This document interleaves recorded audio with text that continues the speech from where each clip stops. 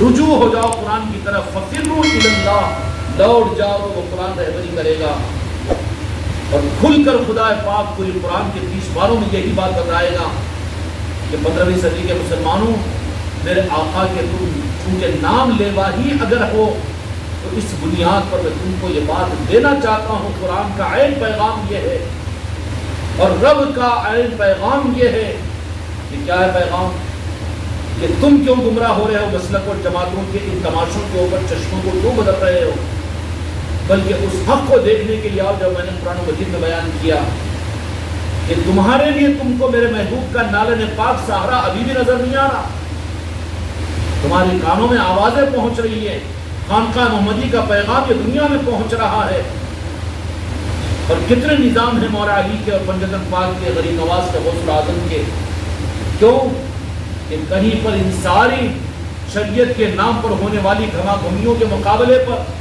کہیں پر اگر سلسلے کی بات آتی ہو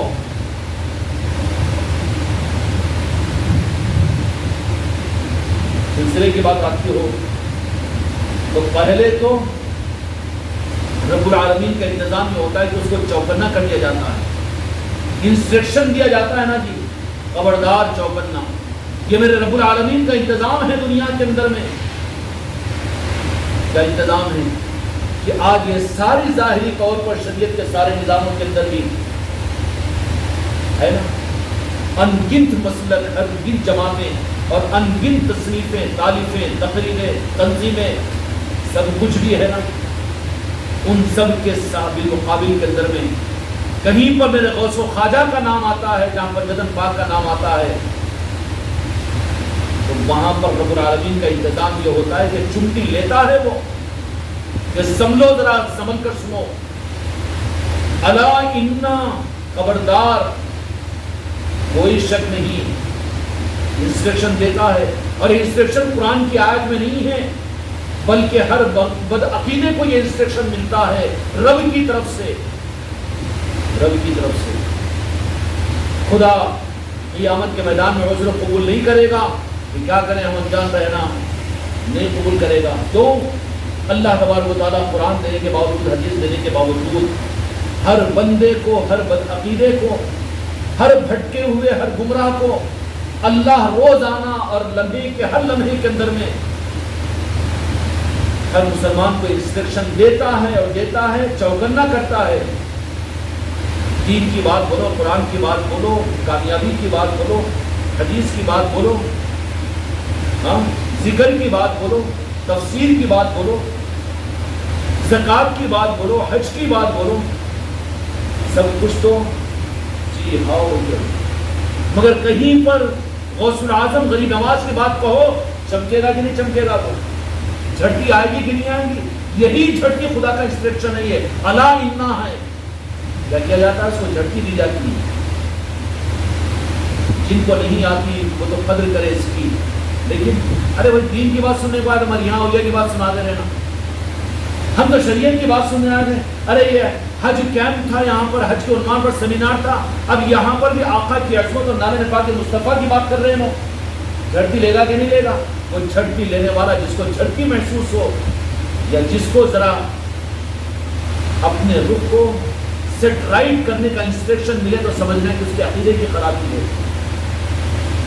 اور جس کے عقیدے کی خرابی نہیں ہوگی تو وہ جانے کا بھی ارادہ کرا تو نہیں تو میرے غوث و خواجہ کا تذکرہ شروع ہو رہا ہے، بلکہ بہت قریب آ کر بیٹھے گا، میرے آقا کی نالہ پاک کی عظمت کا، ارے کعبے کا بعد میں سناؤ، مدینے کا پہلے سناؤ بولے گا، یہ پہچان ہے اس کی کہ وہ گمراہ نہیں ہے، صحیح راستے پر ہے، اور جس کو جھٹکی آ رہی ہے، چاہے تمہارا بیٹا ہو کہ تمہارا باپ ہو، کہ تمہاری اولاد ہو کہ تمہاری بیوی ہو، تمہارا پڑوسی ہو کہ تمہارا دوست ہو، تمہارا سالہ ہو کہ تمہارا سمجھی ہو، جس کو جھٹکی آ رہی ہے سمجھنا کہ خدا نے ابھی مہلت اس کے لیے باقی رکھی ہے، اس کی موت اور اس کی مہلت ختم ہو جائے گی، وہاں جھٹکی نہیں آئے گی بلکہ رگ دبا دی جائے گی، شہرت، معاملہ ختم ہو جائے گا، اعمال نامہ کلوز کر دیا جائے گا، کتاب لپیٹ دی جائے گی، اب مہلت ختم، کہے گی مہلت ختم جی، میرے مصطفیٰ کے نالہ پاک کی طرف رجوع ہونے کی مہلت ختم ہو گئی، اس کا ذوق ہی بدلا دے گا، اس کی یہ جھٹکی اس بات کی علامت ہے کہ ہر اس کی جھٹکی اس کے لیے حجت بنے گی کہ ہم نے تجھے وہاں پر احساس پیدا کرایا تھا، اگر تو اس وقت میں رجوع ہو جاتا تو تیرا شمار ہماری نزدیک میں گمراہوں میں نہیں ہوتا، گمراہوں میں نہیں ہوتا۔ اور اللہ جھٹی کس بات کی دلواتا ہے؟ عملوں کی، اسلام کی۔ ارے وہ تو کرنے والا ہے، اسی کے اوپر تو مہینوں لگا رہا ہے، وہ 4 مہینے 5 مہینے لگا رہا ہے، اور بڑے بڑے دارالعلوموں کو کھولا ہوا ہے، رات و دن مصروف و مشغول ہے، پھر جھٹی کیوں آ رہی ہے اس کو؟ جھٹی کی پہچان یہ ہے کہ وہ گمراہ ہے، اللہ تبارک و تعالیٰ اس کو موقع دے رہا ہے۔ اور جو جھٹکی کو غنیمت سمجھ لے، یا اللہ کیوں کہ ایک آدمی اگر غلط راستے پر چل رہا ہے، غلط راستے پر چل رہا ہے، تو اس کو اللہ تبارک و تعالیٰ فطرتاً غیر مطمئن ہونے کا انسٹرکشن دیتے ہوں، نہیں میں ذرا معلوم کرو پر غلط راستے میں جا رہی کیا ہے۔ یہ اللہ تعالیٰ کے غائبی نظام ہے جو دنیا میں چلتے ہیں بندوں کے ساتھ۔ سوال پیدا ہوگا دل کے اندر میں، ایسے ہی اللہ تبارک و تعالیٰ کا انتظام آپ ڈیٹ ہے دنیا کے اندر میں۔ اے خانقاہ محمدی والوں کو حماقت مت کرو کہ تم کو یہ نظام ملا ہے نعرہ پاک مصطفیٰ کے ادراک کا، امت کے لیے پیغام اور انسانیت کے لیے پیغام، تو تم کو کوئی سرخاب کے پر نہیں لگ گئے، بلکہ رب العالمین نے اس خدمت کے لیے تم کو ہم کو قبول کیا۔ یہ تو رب کی بارگاہ میں سجدے شکر میں زندگی گزارنے کا حق رکھتا ہے۔ جن کا کار ہے، جن کے ایک سانس لے رہے ہیں، جن کی زمین پر رہ رہے ہو، جس کے آسمان کے نیچے رہ رہے ہو، ان کے ساتھ میں نمک حرامی کہاں پہنچائے گی اور کس رخ کے اعتبار سے؟ اس لیے اہل طریقت کے لیے اعمال کا رخ فضیلت والا نہیں ہوتا، بلکہ محبت والا ہوتا ہے کہ نماز میں اس لیے پڑھتا ہوں کہ میرے آقا کی آنکھوں کی ٹھنڈک۔ اور جس نماز میں جس مرید کو یہ دولت نصیب ہو جائے، خدا کی قسم اس کی 2 رکعت نفل نماز چوکھٹ مدینہ تک پہنچائے گی اس کو۔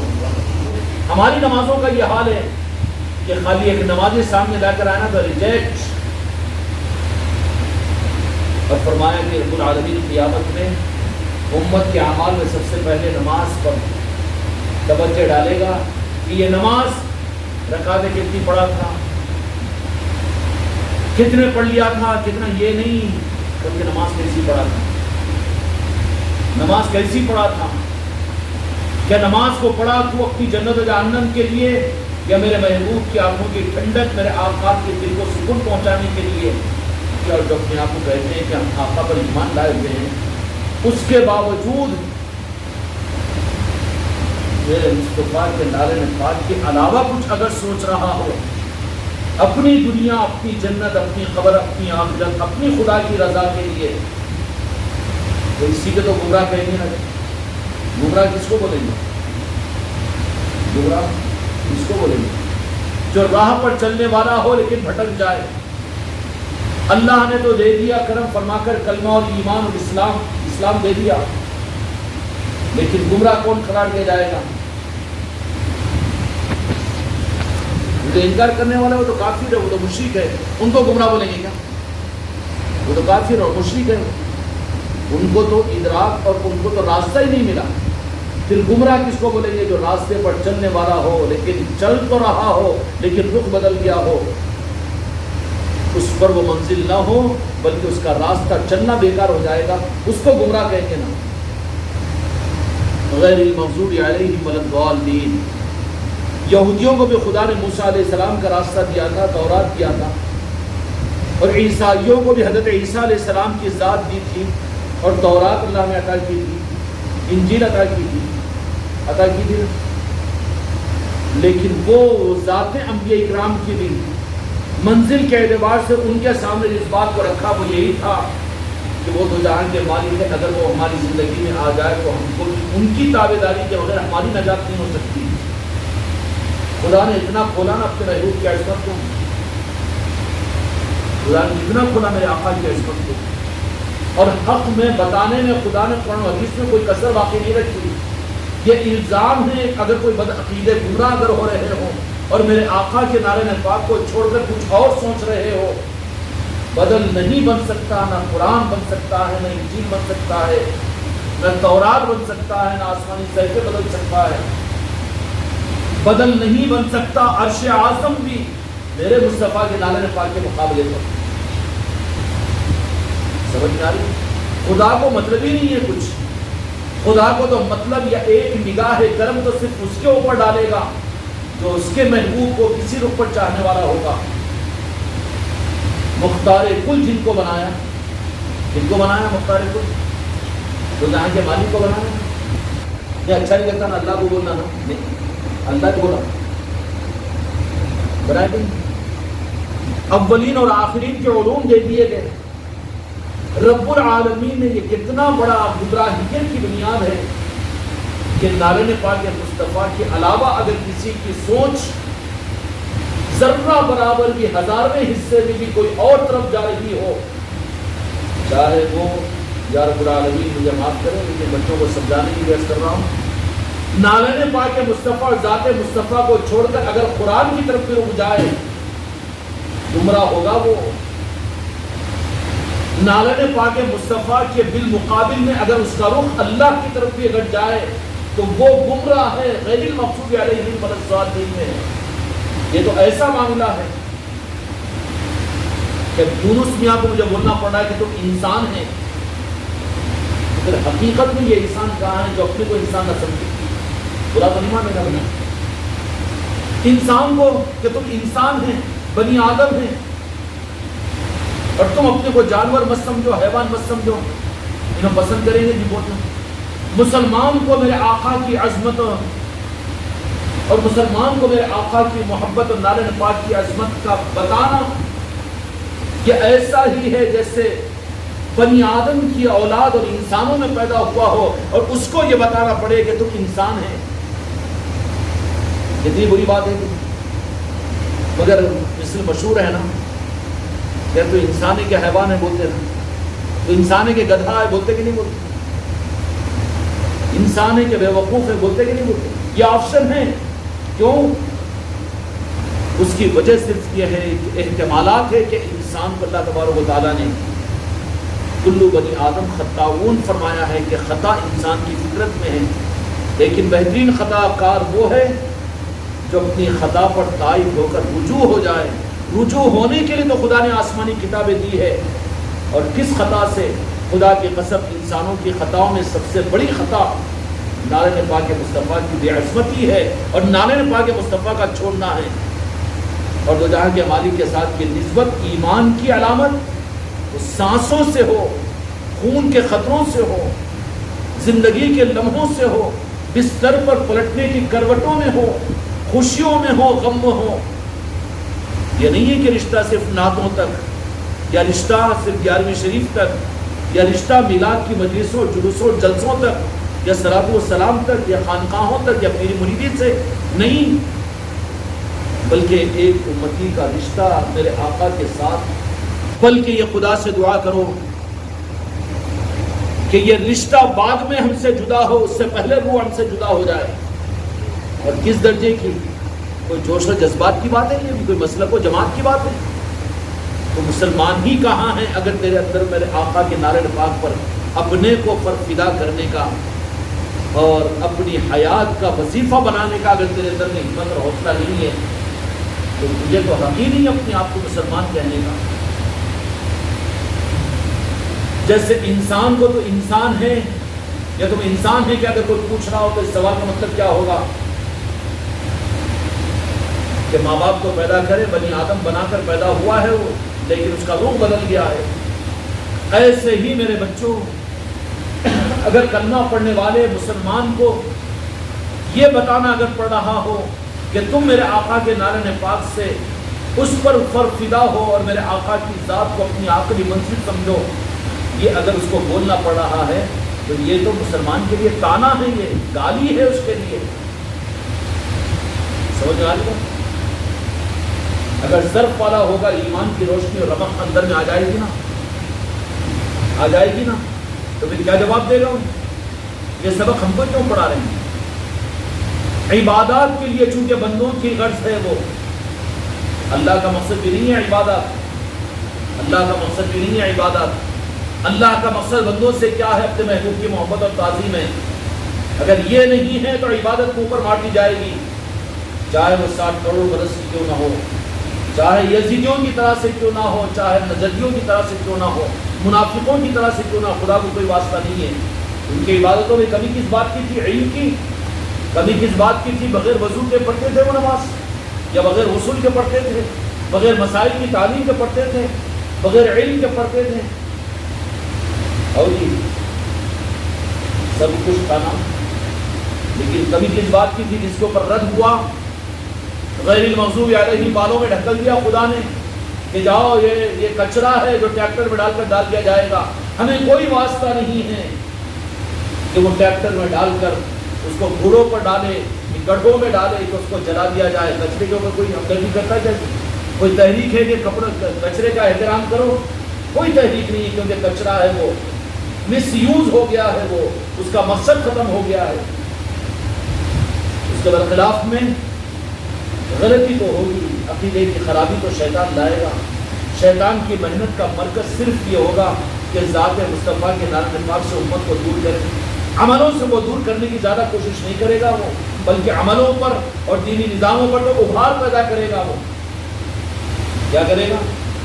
ابھار پیدا کرے گا، فضیلتیں بتائے گا، یہ کرو وہ کرو، مگر عبادت کے لیے، عبادت بنانے کے لیے جو عبادت کے سرکو ہے وہ تو میرے آقا پر قربان اور میرے آقا کے نام پاک کا انتظار ہے، اس کے بغیر تو عبادت کے قابل قبول نہیں ہے۔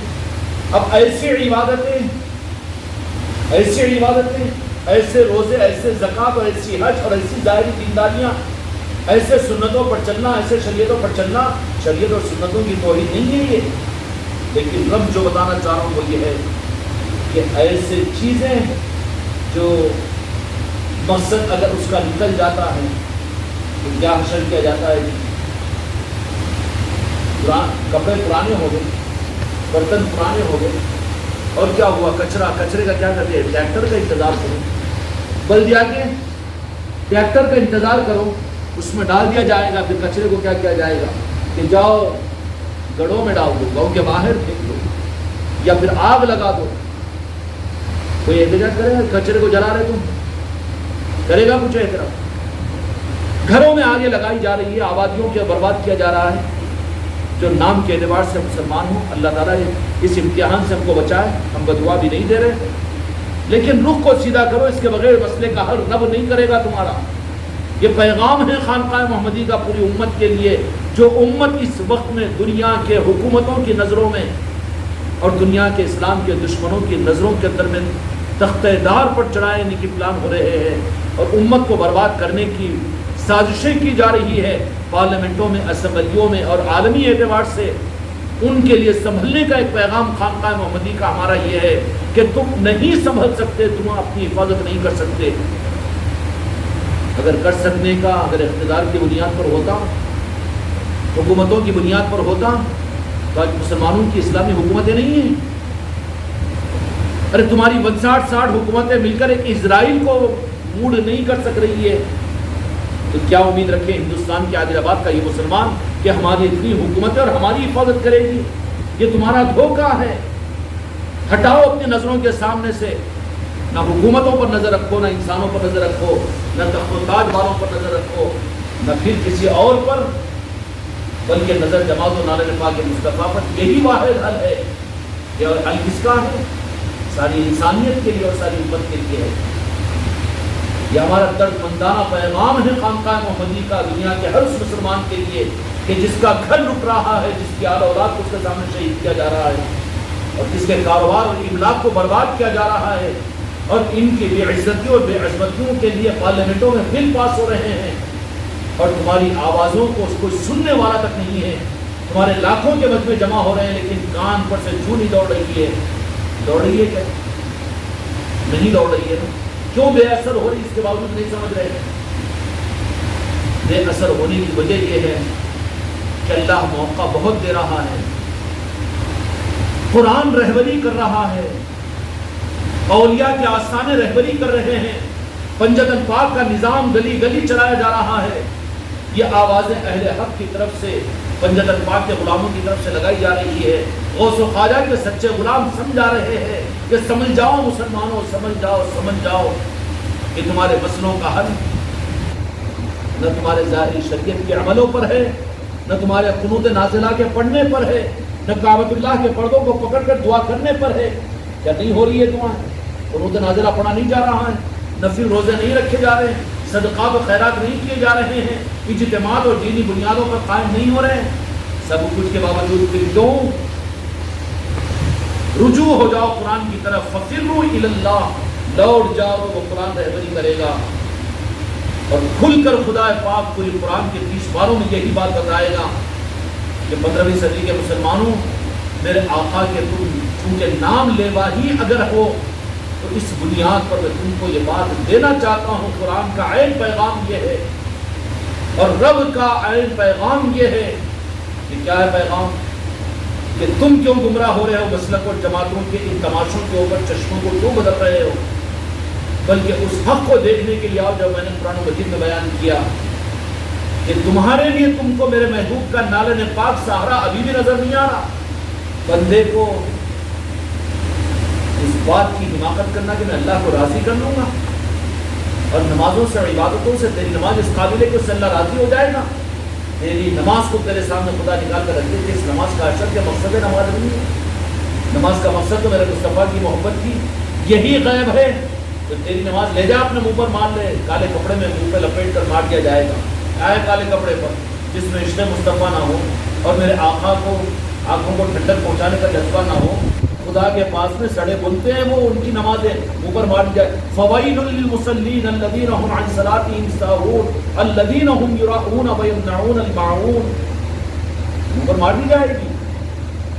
اب ان نمازوں کی چکر میں پڑا ہوا ہے نہیں، ان نمازوں کے اندر میں کیا جذبہ لاؤ خانقاہ والوں، میرے آقا کی آنکھوں کی ٹھنڈک کے لیے وہ ارادہ کرو کہ میری اس 2 رکعت نفلی نماز کی وجہ سے، میرے یہ 2 رکعت سنت موقرہ کی وجہ سے، میرے یہ 2 رکعت فرض کی وجہ سے میرے آقا کو آنکھوں کی ٹھنڈک کا سامان بن جائے. تو پھر اس نماز میں کتنا مزہ آئے گا جی.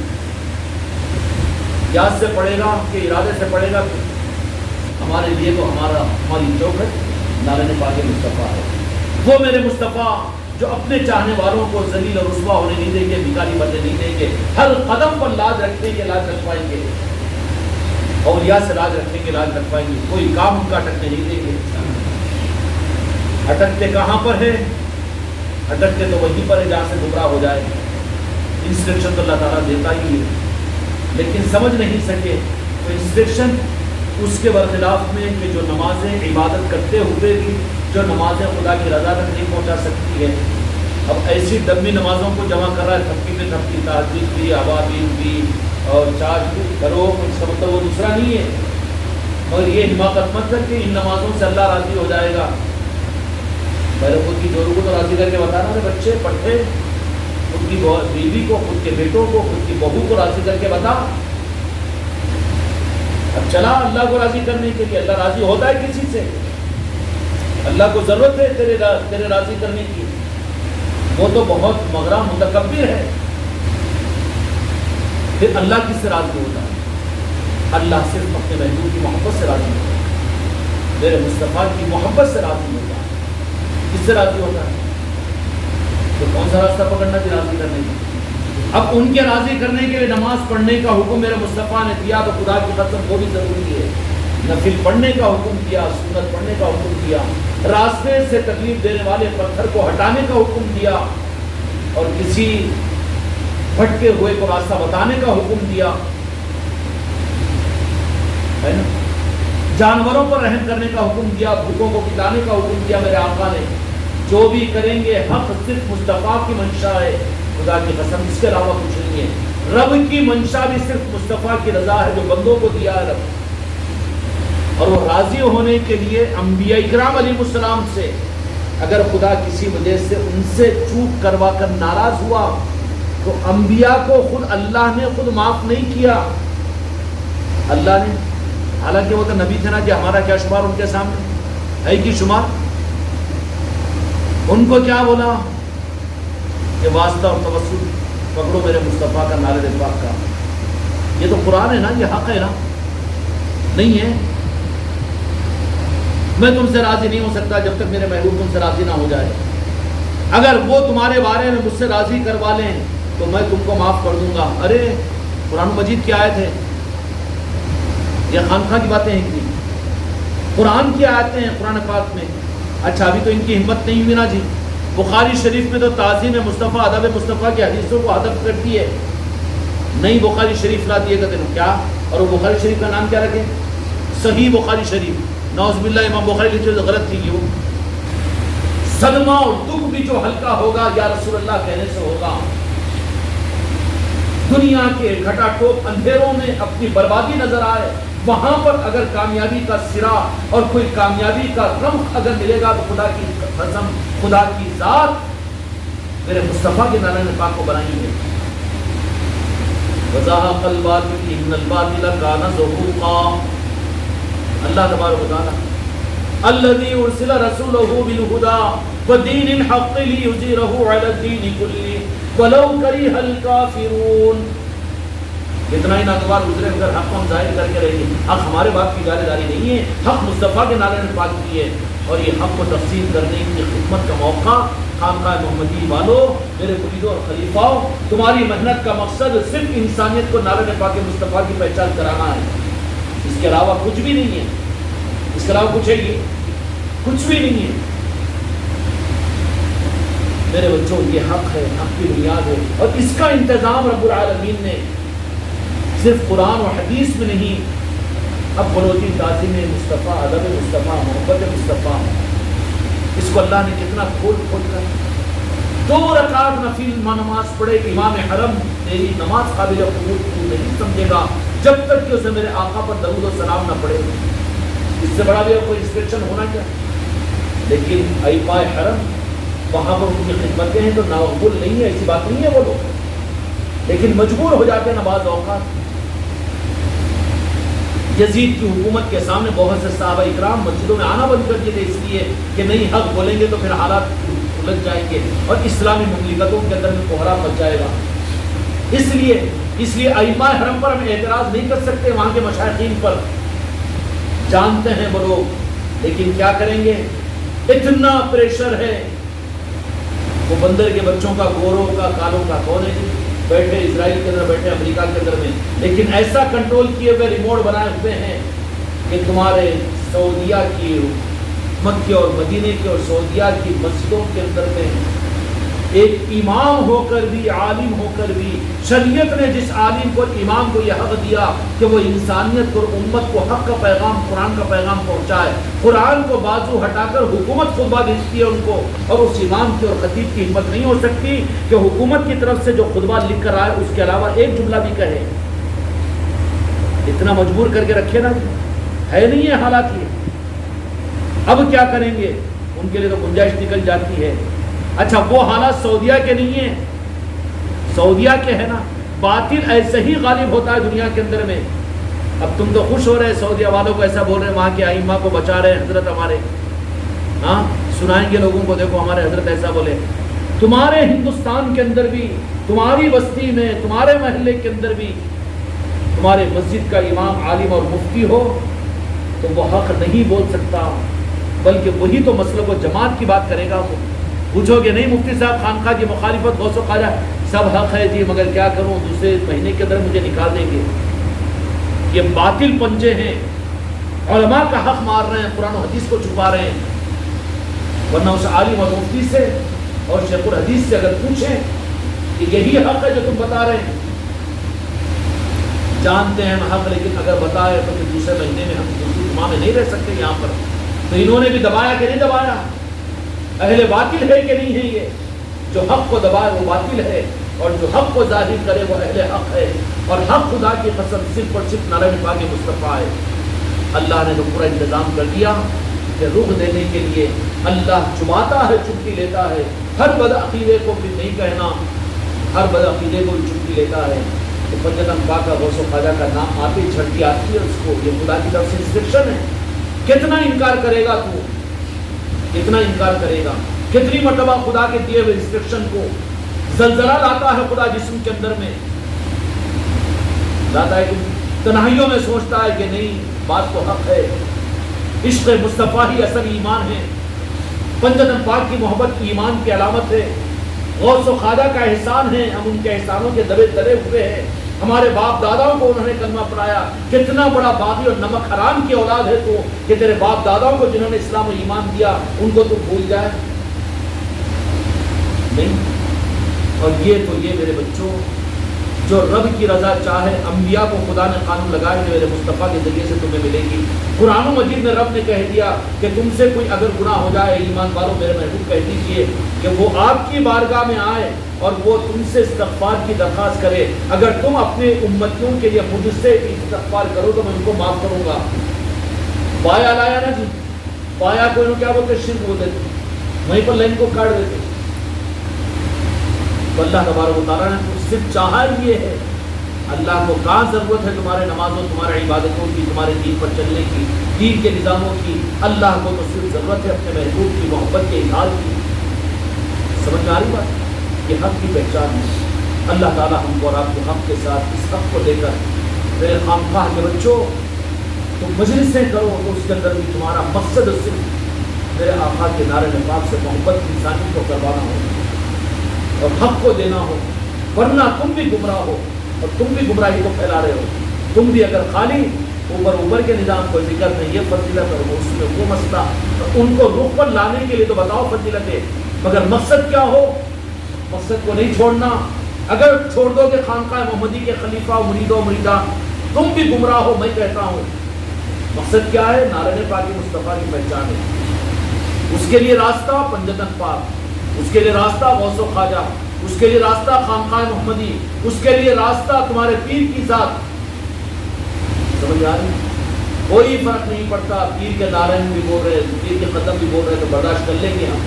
کیوں کہ یہاں پر پڑے گا تو وہاں پر جھکنا اس کے لیے آسان ہوگا. اس کے لیے ہم برداشت کر لیتے ہیں، ورنہ ہم کو ضرورت نہیں ہے. یہ حق ہوگا، حق کی راہ کی کڑی ہوگی، اور جن کو چبے گا وہ نہیں یہ سب اچھا ہے مگر جھکنا نہیں نا. کیا مطلب ہے؟ کہ خدا انسٹرکشن دے رہا ہے، انسٹرکشن کو بھی پہچان نہیں سک رہا ہے. اب کیا پتھر پھینکنا کہ اللہ نے عرش کے اوپر سے، ارے مرید بن کے اتنے سال ہو گیا نا رجوع ہے، ابھی بھی اکڑ کے تو بیٹا ایک بھگت رہا ہے. 60 کروڑ برس کی عبادت کے باوجود، 60 کروڑ برس کی عبادت کے باوجود اب تو 60 برس کی عبادت میں میرے پاس میں کہاں آئے گا؟